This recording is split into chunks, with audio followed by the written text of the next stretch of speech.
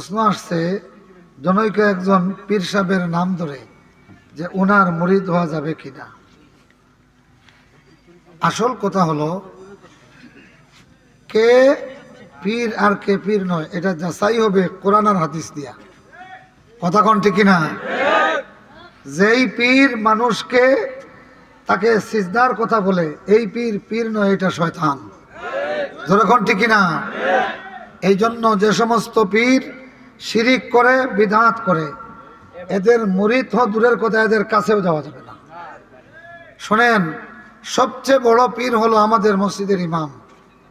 কেন? তার কথায় আমরা আল্লাহু আকবার বলে রুকুতে যাই, তার কথায় সামি আল্লাহ বললে আমরা রুকু থেকে উঠি, আবার আল্লাহু আকবার বললে কই যাই। এই জন্য ১ নম্বর পীর সাহেব হলেন আমাদের মসজিদের ইমাম সাহেব। কথা কোন ঠিক কিনা? এরপরে আমি এখন বলবো না, ওনাদের আমল আখলাকের মধ্যে শিরিক বেদাত আছে। কথা বুঝতেছেন? প্রশ্ন যার নামে এসেছে প্রকাশ্যে ওনারা তাদের মাজারে গিয়া সিজদা করে কি করে না? এরকম লোক আছে কিনা? মাজার সিজদার জায়গা নয়। আপনি এখানে যাবেন জিয়ারতের জন্য, জিয়ারতে গিয়া দেওয়া লাগে, চাওয়া লাগে না। জিয়ারতে গিয়া আপনি দিবেন, চাইবেন, দিবেন কি যে আল্লাহ এখানে শান্তি বর্ষণ করো, রহমত বর্ষণ করো। কথা কোন ঠিক কিনা?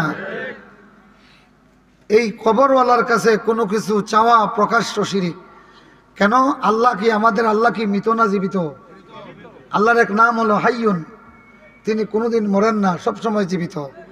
আর আল্লাহ বলতেছেন বান্দা যখনই চায় তখনই আমি দেই। সুবহানাল্লাহ।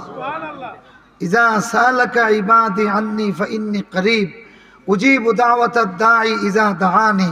আপনারা যদি সময় দেন আমি 1টা মিনিট বলি, বলবো। রাসূলুল্লাহর কিছু সাহাবী নতুন ইসলাম গ্রহণ করলেন, করে ওনারা রাসূলুল্লাহকে বললেন, ইয়া রাসূলুল্লাহ, আল্লাহর যে পরিচয় পাইলাম এতে মনে হচ্ছে আমার আল্লাহর কাছে সবকিছু বলা যাবে। ওগো নবী, আল্লাহ দূরে না কাছে। আল্লাহ তখন একটা